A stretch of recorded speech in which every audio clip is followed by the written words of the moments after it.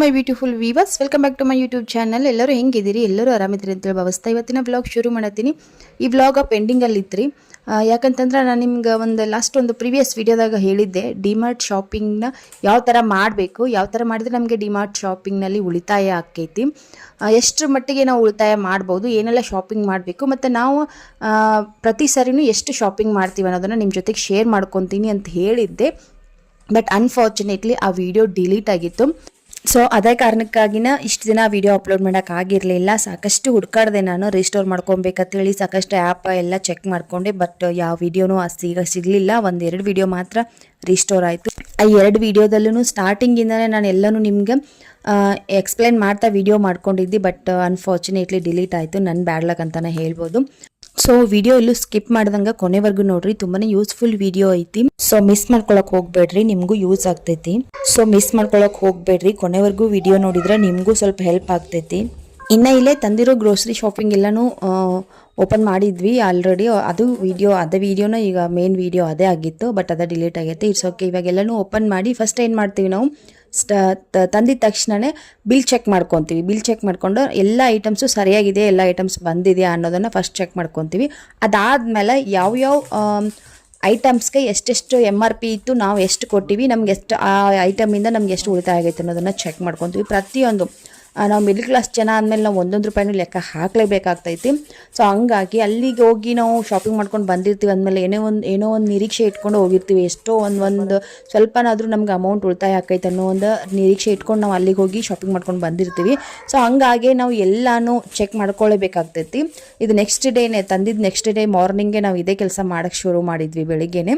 ಇನ್ನು ಇಲ್ಲೇ ನೀವು ನೋಡಕತ್ತಿರಲ್ಲ ಎದುರುಗಡೆ ಈ ಟರ್ಮರಿಕ್ ಪೌಡರ್ ಆಗಿರ್ಬೋದು, ಈ ಓಡೋನಿಲ್ಲ, ಸಣ್ಣ ಪುಟ್ಟ ಐಟಮ್ಸ್ ಏನಿರ್ತಾವ ಅದ್ರಾಗೇನಷ್ಟು ನಾವು ಜಾಸ್ತಿ ಉಳ್ಸೋಕ್ಕಾಗಂಗಿಲ್ಲ. ಇನ್ನು ದೊಡ್ಡ ಐಟಮ್ಸ್ ತೊಗೊಂಡಾಗ ನಾವು ಉಳಿಸ್ಬೋದು. ಇವಾಗ ಇಲ್ಲಿ ನೀವೇನು ಎದುರುಗಡೆ ನೋಡಾಕ್ತೀರಿ ಸೈಕಲ್ ಪ್ಯೂರ್ ಅಗರಬತ್ತಿ, ಇದ್ರದ್ದು ಹೊರಗಡೆ ರೇಟ್ ಬಂದು 70 ರೂಪಾಯಿ ಇರ್ಬೋದು.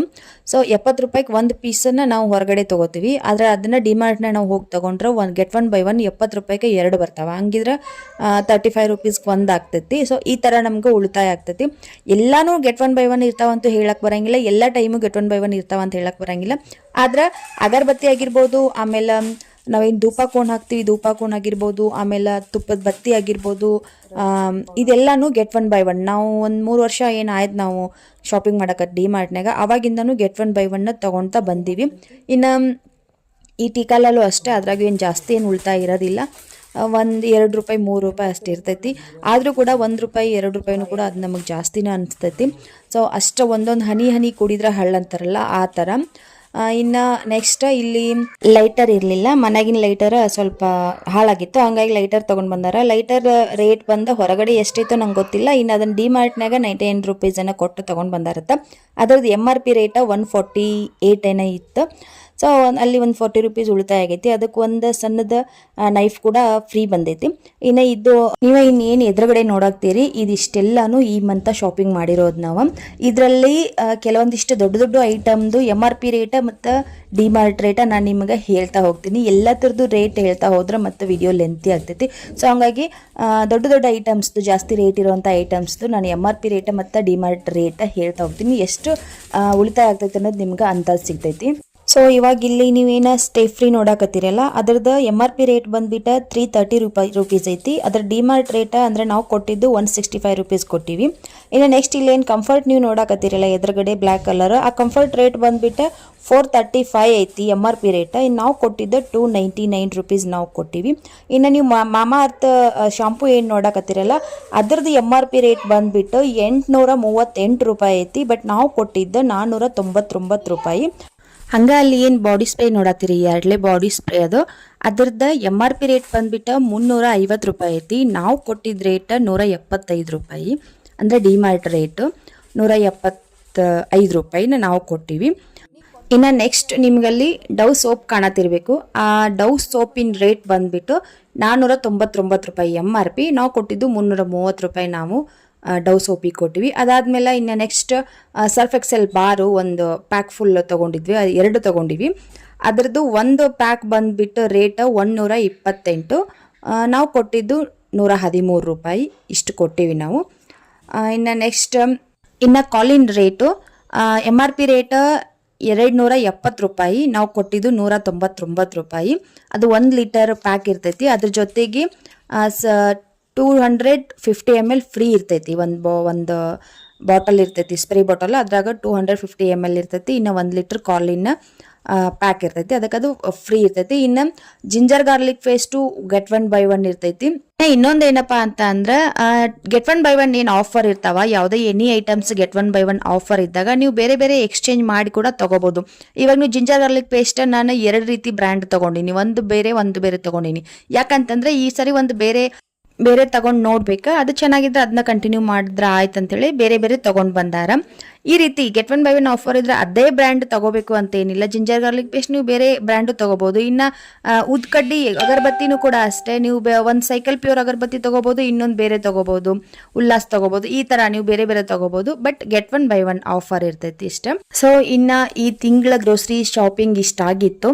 ಇನ್ನೊಂದು ಏನಪ್ಪಾ ಅಂತಂದ್ರ ಅಲ್ಲಿ ನಾವು ಶಾಪಿಂಗ್ ಮಾಡ್ಬೇಕಾದ್ರೆ ಸ್ವಲ್ಪ ತಲೆ ಓಡಿಸಿ ವಿಚಾರ ಮಾಡಿ ಒಂದ್ ಸ್ವಲ್ಪ ನಾವು ಟೈಮ್ ತಗೊಂಡು ಬೆಳಿಗ್ಗೆ ಸ್ವಲ್ಪ ಬೇಗ ಹೋಗ್ಬೇಕು. ಬೇಗ ಹೋಗಿ ಟೈಮ್ ತಗೊಂಡು ಫಸ್ಟ್ ಒಂದ್ಸಾರಿ ಎಲ್ಲಾನು ಅಮೌಂಟ್ ನೋಡ್ಕೊಬೇಕು. ಯಾವ ಐಟಮ್ಗೆ ಏನೇನೆಲ್ಲ ಆಫರ್ ಐತಿ, ಏನೇನೆಲ್ಲ ಡಿಸ್ಕೌಂಟ್ ಐತಿ, ಮತ್ತು ಯಾವ್ಯಾವ್ದಕ್ಕೆಲ್ಲ ಗೆಟ್ 1 ಬೈ 1 ಆಫರ್ ಐತಿ, ಇದೆಲ್ಲಾನು ನೋಡ್ಕೊಂಡು ಆಮೇಲೆ ನಾವು ನಮ್ಮ ಬಜೆಟ್ಗೆ ತಕ್ಕಂಗೆ ಶಾಪಿಂಗ್ ಮಾಡ್ಕೊಂಡ್ರೆ ಉಳಿತಾಯ ಆಗ್ತೈತಿ.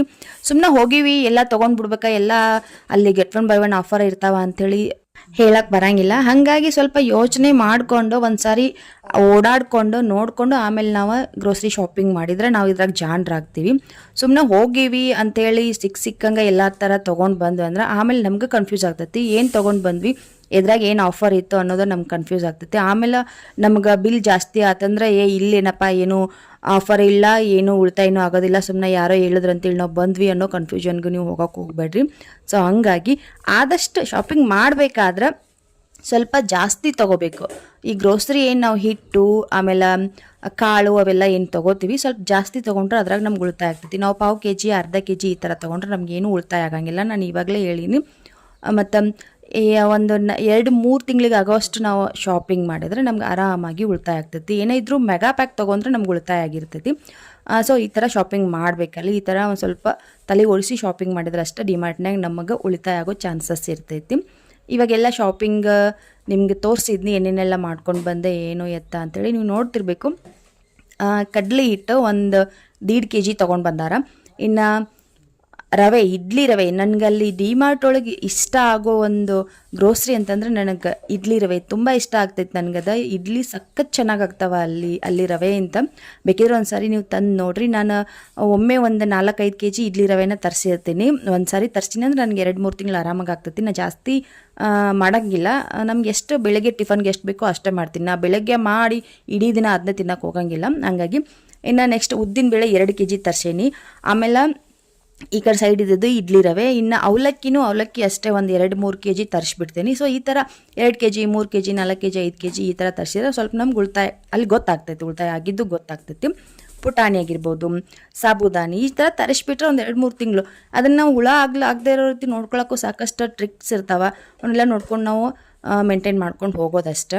ನಾನು ತಂದಿದ್ದ ಗ್ರೋಸರಿ ಎಲ್ಲನೂ ಡಬ್ಬಿಗೆ ಹಾಕಿ ಫಿಲ್ ಮಾಡಿ ಇಡಾಕತ್ತೀನಿ ರೀ. ನಾನು ಒಬ್ಬಳೇ ಆದ ಕೆಲಸ ಮಾಡಕತ್ರ ಇನ್ನು ಡಬ್ಬಿ ಮಾಡೋದೆಲ್ಲ ಲೇಟ್ ಆಗ್ತೈತಿ, ಅವ್ರಿಗೆ ಫ್ಯಾಕ್ಟ್ರಿಗೆ ಹೋಗೋದು ಲೇಟ್ ಆಗ್ತೈತೆ ಅಂತೇಳಿ ನನಗೆ ಹೆಲ್ಪ್ ಮಾಡತ್ತಾರೆ. ಈ ಥರ ಚಿಕ್ಕ ಪುಟ್ಟ ಮನೆ ಕೆಲಸದಾಗೆಲ್ಲ ನನ್ನ ಹಸ್ಬೆಂಡ್ ನನಗೆ ಹೆಲ್ಪ್ ಮಾಡ್ತಿರ್ತಾರೆ. ಮುಂಚಿನ ಗಂಡಂದ್ರೆಲ್ಲ ಈ ಥರ ಮನೆ ಕೆಲಸದೊಳಗೆ ಅಷ್ಟಾಗಿ ಇಂಟ್ರೆಸ್ಟ್ ತೋರಿಸ್ತಿರ್ಲಿಲ್ಲ ರೀ. ಮನೆ ಕೆಲಸದಾಗ ಇನ್ವಾಲ್ವ್ ಆಗ್ತಿದ್ದಿಲ್ಲ ಅವರು. ಏನು ಮಾಡಿದ್ರು ಹೆಣ್ಮಕ್ಳು ನಾವೇ ಮಾಡ್ಕೊಬೇಕು, ಅದು ಎಷ್ಟು ದಿನ ಆದರೂ ನಾವೇ ಮಾಡ್ಕೊಬೇಕಾ. ಆದರೆ ಇವಾಗಿನ ಗಂಡಂದ್ರೆ ಹಂಗಲ್ರಿ. 99% ಗಂಡಂದ್ರೆ ಹೆಂಡತಿಗೆ ಈ ಥರ ಸಣ್ಣ ಪುಟ್ಟ ಹೆಲ್ಪ್ ಮಾಡ್ತಾ ಇರ್ತಾರೆ. ಎಲ್ಲೋ ಕೆಲವೊಂದಿಷ್ಟು ಜನ ಮೊದಲನೇ ಥರನೇ ಇರ್ಬೋದು. ಆದರೆ ಆ ವಿಚಾರದಾಗ ನಾನು ಭಾಳ ಅದೃಷ್ಟ ಮಾಡೀನಿ ರೀ. ನನ್ನ ಪ್ರತಿಯೊಂದು ಕೆಲಸದಾಗೂ ನನ್ನ ಗಂಡ ನನಗೆ ಸಣ್ಣ ಪುಟ್ಟ ಹೆಲ್ಪ್ ಮಾಡ್ತಾರೆ, ನನಗೆ ಸಪೋರ್ಟ್ ಮಾಡ್ತಾರೆ. ಮತ್ತು ಸಾಕಷ್ಟು ಸಾರಿ ಅವ್ರು ನನಗೆ ಅಡುಗೆ ಮಾಡಿ ನನಗೆ ನನ್ನ ಮಕ್ಕಳಿಗೆ ಕೂತು ಅವರೇ ಬಡಿಸಿ ತಿನ್ಸಿನೂ ಕೂಡ ಇದ್ದಾರೆ. ಕೆಲವೊಂದಷ್ಟು ಜನ ಇದನ್ನು ಅಬ್ಜೆಕ್ಷನ್ ಮಾಡ್ತಾರೆ, ಯಾಕೆ ಗಂಡ್ಮಕ್ಳಿಗೆ ಯಾಕೆ ಕೆಲಸ ಹಚ್ಚಬೇಕು ಹಂಗೆ ಹಿಂಗೆ ಅಂತ ಕೆಲವಷ್ಟು ಜನ ಹೇಳ್ತಾರೆ. ಆದರೆ ನಮಗೆ ಅವ್ರ ಕೆಲಸ ಹಚ್ಚಬೇಕು ಅನ್ನೋ ಉದ್ದೇಶ ನಮ್ಗೆ ಇರೋದಿಲ್ಲ. ನಾವು ಇಡೀ ದಿನ ಮನೆಯಲ್ಲಿ ನಾವು ಒಬ್ಬರೇ ಕಾಲ ಕಳೀತಿರ್ತೀವಿ, 4 ಗೋಡೆಗಳ ಮಧ್ಯೆ ಅಷ್ಟೇ ಇರ್ತೀವಿ. ನಾವು ಮಾರ್ನಿಂಗ್ ಅವ್ರ ಮನೆಯಾಗಿದ್ದಾಗೂ ನಾವು ಕೆಲಸನ ಮಾಡ್ತಿರ್ತೀವಿ, ಡಬ್ಬಿ ಕಟ್ಟೋದಾಗಿರ್ಬೋದು, ಅದು ಇದು ಮನೆ ಕೆಲಸ. ಇನ್ನು ಸಾಯಂಕಾಲ ಬಂದ ಮೇಲೂ ಅವ್ರಿಗೆ ಅಡುಗೆ ಮಾಡೋದು ಇದೇ ಕೆಲಸದಾಗ ನಾವು ಇರ್ತೀವಿ, ಅವ್ರ ಜೊತೆ ಕೂತು ಮಾತಾಡೋದಕ್ಕೆ ನಮಗೆ ಟೈಮೇ ಇರೋದಿಲ್ಲ. ಹಾಗಾಗಿ ಈ ಥರ ಒಂದು ಕೆಲಸದಲ್ಲಿ ಅವ್ರು ಬಂದು ನಮ್ಮ ಜೊತೆಗೆ ಹೆಲ್ಪ್ ಮಾಡೋಕತ್ರ ಈ ನೆಪದಲ್ಲಾದರೂ ನಮ್ಮ ಜೊತೆ ಅವ್ರು ಟೈಮ್ ಸ್ಪೆಂಡ್ ಮಾಡ್ತಾರೆ, ನಾವು ಮಾತಾಡೋದಕ್ಕೆ ಅವಕಾಶ ಸಿಗ್ತೈತಿ ಅನ್ನೋ ಒಂದು ಉದ್ದೇಶಕ್ಕಷ್ಟೇ. ಒಳ್ಳೆ ಬಾಂಡಿಂಗು ಬೆಳಿತೈತಿ ಗಂಡ ಹೆಂಡತಿ ಈ ಥರ ನಾವು ಕೆಲಸನ ಹಂಚ್ಕೊಂಡು ಮಾಡೋದ್ರಿಂದ. ಬರೀ ಮನೆ ಕೆಲಸ ಮಾತ್ರ ಅಲ್ಲ, ಹೊರಗಡೆ ಔಟ್ಸೈಡ್ ಹೋಗಿ ಕೂಡ ಸಾಕಷ್ಟು ಜನ ಕೆಲಸ ಮಾಡೋ ಹೆಣ್ಮಕ್ಳು ಇದ್ದಾರೆ.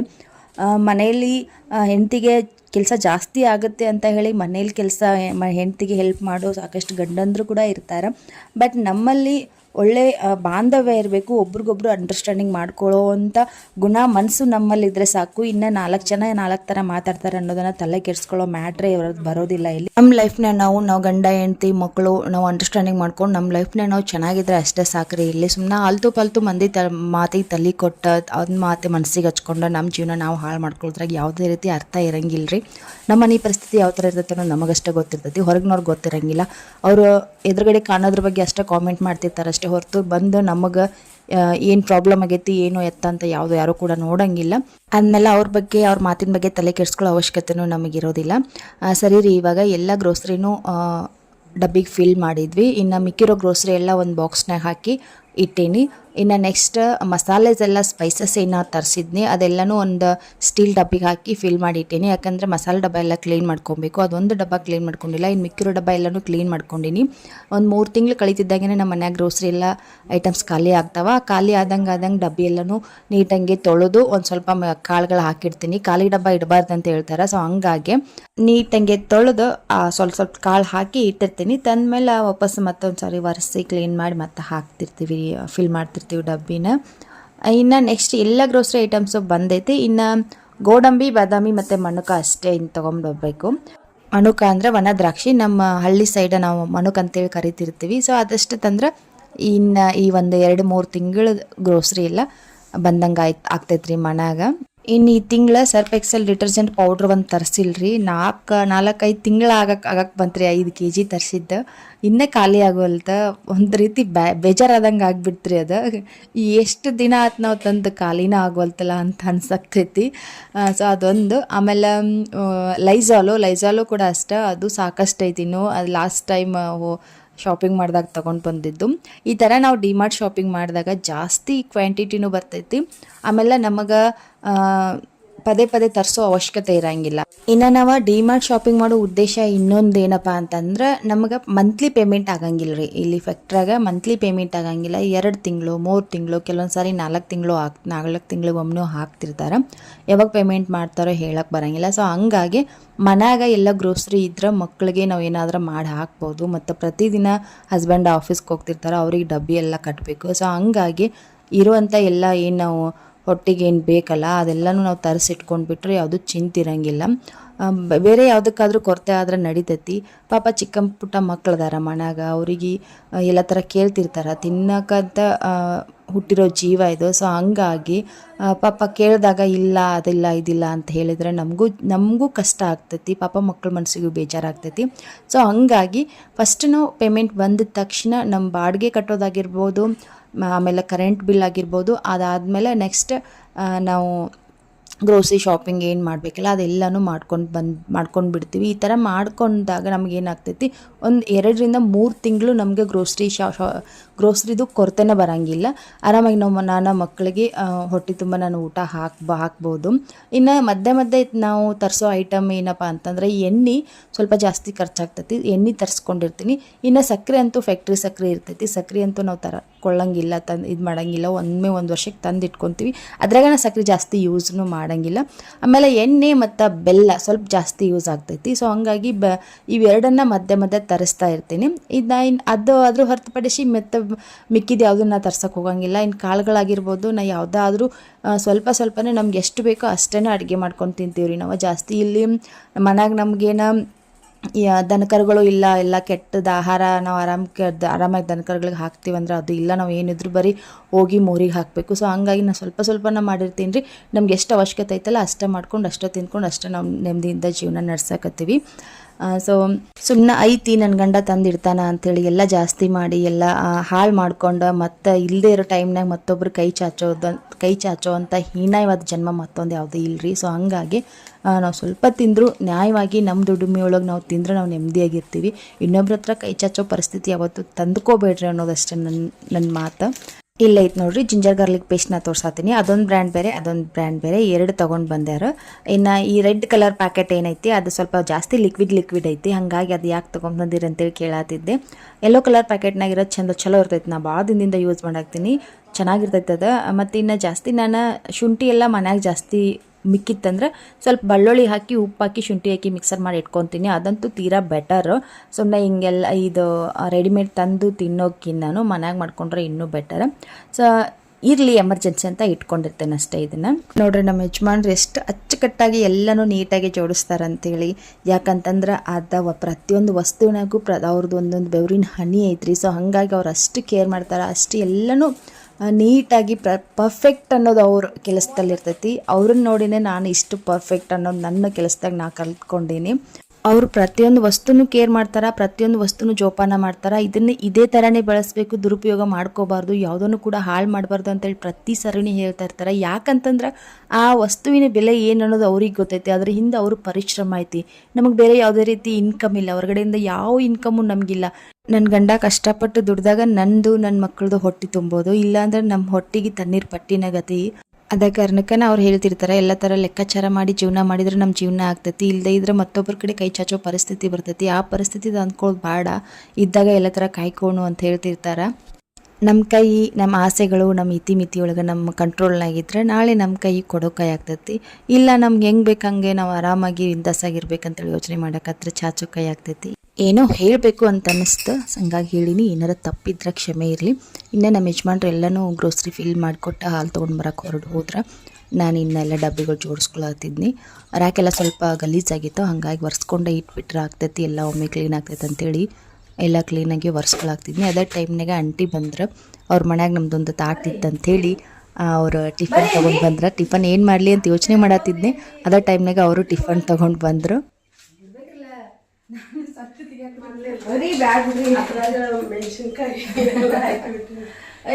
ಕಲಗಡಿಗೆ ಕೇಳಿದ್ರತ್ರಿ, ಅದು ಅಲ್ಲಿ ಇಲ್ಲತ್ರಿ. ನಾನ ಮುದೊಳಕ್ ಹೋದ್ನಿ ತೊಗೊಂಬರ್ತೇನ್ರಿ, ಅಲ್ಲಿ ಸಿಗ್ತಾವ್ರಿ, ಸ್ಮಾರ್ಟ್ ಬಜಾರ್ನಾಗ ಸಿಗ್ತಾವ್ರೆ, ತೊಗೊಂಬರ್ತೀನಿ. ಇದ ಸೈಜಲ್ಲಿ ಬೇಕ್ರಿ? ಅದ ಸೈಜ್ ತೊಗೊಂಬರ್ಲ್ರಿ. ಅಂದ್ರ 1 kg ಒಂದ್ ಸ್ವಲ್ಪ ಕಡಿಮೆ ಅದಾವ್ರಿ. ಉಪ್ಪು ಹಾಕ್ತೀನ್ರಿ 1 kg ರೀ. ಒಂದ್ ಬಗ್ಸಿ ಅಷ್ಟು ಉಪ್ಪು ಉಳಿತೈತ್ರಿ, ಅಷ್ಟ್ ತೊಗೊಂಬರ್ಲ್ರಿ. ನಿನ್ನೆ ಕೇಳಿದ್ರತ್ರಿ ಅವ್ರ, ಆದ್ರ ಬಾಳ ತಿಳು ಇದ್ವತ್ರಿ, ಇಂತಾವ್ ಇದಿಲ್ಲತ್ರಿ. ಡಿಸೈನ್ ಇದ್ವತ್ರಿ, ಸೆರಾಮಿಕ್ ಬಾಳ ತಿಳು ಇತ್ತತ್ರಿ, ಹಂಗಾಗಿ ಬಿಟ್ಟು ಬಂದಾರ್ರಿ ಅವ್ರ. ಅದಕ್ಕ ನಾ ಹೊರಗೆ ತೊಗೊಂಬರ್ತೀನಿ ತೋರಿ. ಇನ್ನು ಇದಕ್ಕೆ ಹೋಗಿಂದ್ರ ರೇಷನ್ ಕ್ರೀ, ನಾ ಇನ್ನೊಂದು 4 ದಿನ ಬಿಟ್ಟು ರೇಷನ್ ಕ್ರೀ. ಇದು ಅಲ್ಲೇ ರೀ ಎಲ್ಲ ಕಿತ್ತಾಕಾಗೈತ್ರಿ. ಈಗ ಸಂತಿ ನಿನ್ನಿದ್ರಿ, ಡಿಮಾಂಡ್ ಸಂತಿ ಹೇಳಾರಿ, 4 ತಿಂಗಳು ಏನು ಕೇಳೋಂಗಿಲ್ಲ ಇನ್ನತ್ ಹೇಳಾರಿ. Full save ಆಕೈತ್ರಿ.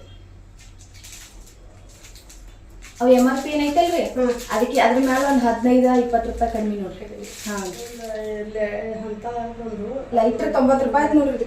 ಹೌದು, 90 ರೂಪಾಯಿ ಆಯ್ತ್ರಿ. ಪ್ರೆಸ್ಟೀಜ್ ಐತ್ರಿ.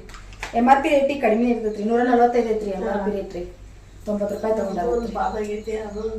ಇದು ವೈರಿ ಬೇಕಾದ್ರೆ ನನಗೆ ಐತ್ರಿ, ಲೈಟ್ರ್ ಐತ್ರಿ. ನಾ ಮತ್ತೆ ತರಿಸ್ತೀನಿ, ತರಿಸ್ತೀನಿ ವೈರಿ. ನಿಮ್ಗೆ ಬಾದಾಗೈತ್ರಿ ತಗೋರಿ.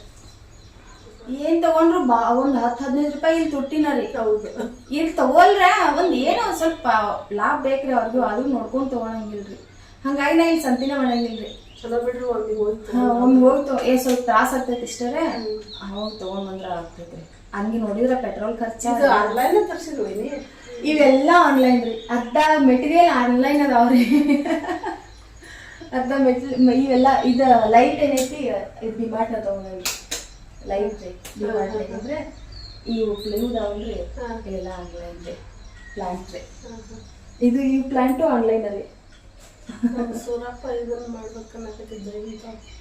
ಹೌದ್ರಿ, ಹೇಳ್ರಿ ಬರ್ತೀನಿ ರೀ. ಕಳ್ಸಿದ್ರಿ ಬೇಕಿದ್ರೆ ಲಿಂಕ್ ಕಳ್ಸಂದ್ರೆ ಕಳಿಸ್ತೀನಿ. ಸುರೇಶನ್ ಕೇಳತ್ ಹೇಳ್ರಿ, ಅವ್ನು ವಾಟ್ಸಪ್ಪಿಗೆ ಕಳಿಸ್ತೀನಿ ರೀ ಲಿಂಕ್. ಇವು ಪ್ಲಾಂಟ್ಸು ಆನ್ಲೈನ್ ರೀ, ಇವು ಒರಿಜಿನಲ್ ಪ್ಲಾಂಟ್ಸು ಆನ್ಲೈನ್. ಗ್ಲಾಸ್ ಅವ್ನು ಡಿಮಾರ್ಟ್ ರೀ, ಅವು ಡಿಮಾರ್ಟ್ ರೀ. ಇದ ಮಣ್ಣು ಇದ್ರ ತಗೊಂಬಂದಾರಿ ಅಲ್ಲಿ ಗೋಕಾಕ್ದಾಗ. ಯಾವ್ದ್ರಿ? ಈ ಈಚೆ ಕಡೆ ಗ್ಲಾಸ್ ರೀ, ಆ ಕಡೆ ಗ್ಲಾಸ್ ಡಿಮಾರ್ಟ್ನಾಗ ರೀ. ಇಲ್ಲಿ ಡಿಮಾರ್ಟ್ ಇದ್ರಾಗ ಗೋಕಾಕ್ದಾಗ ಒಂದ್ ಆಗ್ಯದ ಅಂತ ನೋಡ್ರಿ, ವಿಶಾಲ್ ಮಾರ್ಟ್ ರೀ ಅಲ್ರಿ. ಆದ್ರ ಅವ್ ಸ್ವಲ್ಪ ತಿಳಿದವ್ರಿ. ಈ ಗ್ಲಾಸಿಗೆ ಸ್ವಲ್ಪ ಇವು ಈಚೆಗಡೆ ಸ್ವಲ್ಪ ದಿಪ್ಪ ಇವತ್ತು ತಿಳಿಯೋದಾವ್ರಿ ತಿಳೋದವಳು ಇವು ತಿಳಿಯೋದಾವ್ರಿ ಇದು ಕೈಯಾಗ ವೇಟ್ ಐತ್ರಿ ಇದು ದಿಪ್ಪ ಐತ್ರಿ ಬೇಕಿರಿ ನೀವು ಹಿಡ್ಕೊಂಡು ನೋಡ್ರಲ್ಲ ಇದ ತಿಳು ಐತಿ ಕೈಯಾಗ ವೇಟ್ ಐತಿ ಈಗ ಇವು ಸಂದೀಪನ ಹೇಳಿದ್ದತ್ರಿ ಅವ್ರಿಗೆ ತಂದಾರ ಬಂದೇ ಇಲ್ಲಲ್ರಿ ಹೋಗ್ಯಾಂಗ ಊರಿಗೆ ಚಲೋ ಸಿಗ್ತಾವ್ರಿ ಏನ ನಾವು ಯೋಚನೆ ಮಾಡಿ ತಗೋದ್ರಾಗಿರ್ತದೆ ಹಂಗಿರ್ತೈತ್ರಿ ಅಲ್ಲಿ ಎಲ್ಲಾ ನೋಡಿ ಹೋಗಿವತ್ ಹೇಳಿ ಹಂಗ ತಗೊಂಡ್ಬೇಕಿ ಅಲ್ಲಿ ಎಲ್ಲಾ ನೋಡಿ ತಗೋಬೇಕು ಪ್ರತಿಯೊಂದು ಗೆಟ್ ಒನ್ ಬೈ ಒನ್ ಇರ್ತಾವ್ರಿ ಇನ್ನ ಇವ್ ಕಾಳು ಮಡಿಕೆ ಕಾಳಾಗತ್ತೆ ಏನ್ ಮಸ್ತ್ ಇರಂಗಿಲ್ರಿ ಏನೋ ಬಿಟ್ರು ಒಂದ್ 4-5 ರೂಪಾಯಿ ಅಷ್ಟ ಬಿಟ್ಟಿರ್ತಾರೆ ಇವೆಲ್ಲ ಏನ್ದಾವಲ್ರಿ ಇವೆಲ್ಲ ರೀ ಈ ಶಾಂಪೂ 800 ಐತ್ರಿ ಇದು ಬೇಕ್ರಿ 400 ರೀ ನಾವು ಕೊಟ್ಟಿದ್ರಿ 400 800 ಐತ್ರಿ ಯಾವ್ದ್ರಿ ಅದು ಮಾಮಾತ್ರಿ ಬೆಸ್ಟ್ ಸಿಗ್ತೈತ್ರಿ ನನ್ಗೆ ಅದು ಭಾಳ ಇದು ಅನ್ಸೈತಿ ನೋಡ್ರಿ 3 ವರ್ಷ ಆತ್ರಿ ನಾವೆಲ್ಲ ಸಂತಿ ಮಾಡತ್ತೀನ್ರಿ ಏನೋ ಯೋಚನೆ ಮಾಡಿ ತಗೊಂಬರ್ಬೇಕ್ರಿ ನಾವು ಹೋದ್ರೆ ಕೆಲಸ ಆಗಂಗಿಲ್ರಿ ಇವ್ರಿದ್ರಲ್ಲ ನೋಡ್ರಿ ನಾವ್ ಹಂಗ ಸಿಕ್ಕೈತಿ ತಗೊಂಬರ್ತೀವ್ರೆ ಆಫರ್ ಇದ್ದದಷ್ಟ ನೋಡಿ ತಗೊಂಬರ್ತಾರೆ ಅವ್ರು ಅಕಸ್ಮಾತ್ ಆಫರ್ ಇರ್ಲಿಕ್ಕಂದ್ರೆ ಇಲ್ಲೇ ತಗೊಂಡ್ಬರ್ತಾರ್ರಿ ಬಂದ್ರಿ ಇಲ್ಲಿ ಬೈಲೊಂಗಲಾಗ್ಲಿ ಮುದೋಳಾಗು ಸ್ಮಾರ್ಟ್ ಬೈಲೊಂಗಲ್ದಾಗ ಸ್ಮಾರ್ಟ್ ಬಜಾರ್ ಇಲ್ರಿ ಮುದೋಳದಾಗ ಸ್ಮಾರ್ಟ್ ಬಜಾರ್ ಎಲ್ಲ ಕಡೆ ಇದ್ರಿ ಸ್ಮಾರ್ಟ್ ಬಜಾರ್ ಬೈಲಹೊಂಗಲದಾಗ ಒಂದು ಈಚೆಗಡೆ ಆಗೈತಲ್ರಿ ಗ್ರ್ಯಾಂಡ್ ಬಜಾರ್ ಇಲ್ಲಿ ಸೋಮಾರ್ಪೇಟೆಯಾಗ ಒಂದ್ ಆಗೈತಿ ನೋಡ್ರಿ ವಿಶಾಲ್ ಮಾರ್ಟ್ ಅಂತ ಹೌದ್ರಿ ಗೋಕಾಕದಾಗ ವಿಶಾಲ್ ಮಾಡ್ಕೋತೈತ್ರಿ ಬೈಲಂಗಲ್ದಾಗ ಏನ್ ಗೊತ್ತಿಲ್ರಿ ಅದ್ರ ಆ ಸ್ಮಾರ್ಟ್ ಬಜಾರ್ ಇಟ್ಟಿರ್ತಾರ್ರಿ ಫೆಸ್ಟಿವಲ್ ಆಫರ್ ಅಷ್ಟೇ ಇರ್ತಾರ್ರಿ ಇಲ್ಲಿ ಇದ್ರಾಗ ಡಿಮಾರ್ಟ್ನಾಗ ಹಂಗಲ್ರಿ ಎನಿ ಟೈಮ್ ಆಫರ್ ಇದು ಅಷ್ಟ ರೀ ಸ್ಟೇ ಫ್ರೀ ರೀ ಇವು ಭಾರಿ ಆಫರ್ ಎಲ್ಲ ಸಿಗ್ತಾವ್ರಿ ಇವು ಔಟ್ ಸೈಡ್ ಮೆಡಿಕಲ್ನಾಗ ತಗೊಂಡೋದ್ರೆ MRP ರೇಟ ಕೊಡ್ತಾರೆ ಈ ಒಂದು 190 ರೂಪಾಯಿ ಕಡಿಮೆ ಹಾಕೊಂಡ್ರಿ ಕಂಫರ್ಟ್ ಇದು ಕಂಫರ್ಟ್ ರೀ ಅದು ಹಂಗೆ ರೀ ಅದು ಇಂಥವೆಲ್ಲ ತಗೊಳೋದ್ರೆ ಹಂಗ ಜಾಸ್ತಿ ಮಾಡೋದ್ ನೋಡ್ರಿ ಸಂತಿ ನಾವ್ ಎಷ್ಟು ಜಾಸ್ತಿ ಮಾಡ್ತೀವಲ್ರಿ ಅಷ್ಟು ನಮ್ಗೆ ಉಳಿತಾಯ ರೀ 5 kg ಆಮೇಲೆ ಅರ್ಧ kg ತಗೊಂಡ್ರಿ ಇವು ಉಳಿತಾಯ ಹಾಕಾವ್ರಿ ಕೆಜಿ 5 kg ತಗೋಬೇಕು ನೋಡ್ರಿ ಇಡ್ಲಿ ರವಾ ರೀ ಇಲ್ಲಿ 60-50 ಐತಿಲ್ರಿ ಅಲ್ಲಿ 43 ರೂಪಾಯಿ kg ರೀ ಅದಕ್ಕ ಲೂಸ್ ತರಿಸ್ತೀನಿ ನಾ ಇಡ್ಲಿ ರವಾ ಪಾಕೆಟ್ ತರ್ಸಂಗಿಲ್ರಿ ನಿನ್ನೆ ಮಾಡಿದ್ ಪಾಕೆಟ್ ರವಾ ರೀ ಅದು ಫಸ್ಟ್ ಟೈಮ್ ಮಾಡಿ ನೋಡ್ರಿ ಮಾಡಂಗ ಇಲ್ರಿ ತರ್ಸಂಗ ಇಲ್ರಿ 5 kg ತಗೊಂಡ್ ಬಂದ್ರಂದ್ರ ಇದಾಗ್ಬಿಡ್ತೈತ್ರಿ ನಮ್ಗೆ 3-4 ತಿಂಗಳ ಅಂತೂ ಜಪ್ಪಣ್ಣ ಯಾವಾಗ 4 ತಿಂಗಳ ಹಿಂದ್ ತರ್ಸಿದ್ ಸರ್ಫ್ ಎಕ್ಸೆಲ್ ಇದ್ರಿ ಪೌಡರ್ ಇನ್ನಾದ್ರೂ ಐತ್ರಿ ಈ ಸಲ ತರ್ಸಿದ್ ನೋಡ್ರಿ ಉಳಿತಾಯ ಯಾಕೈತ್ರಿ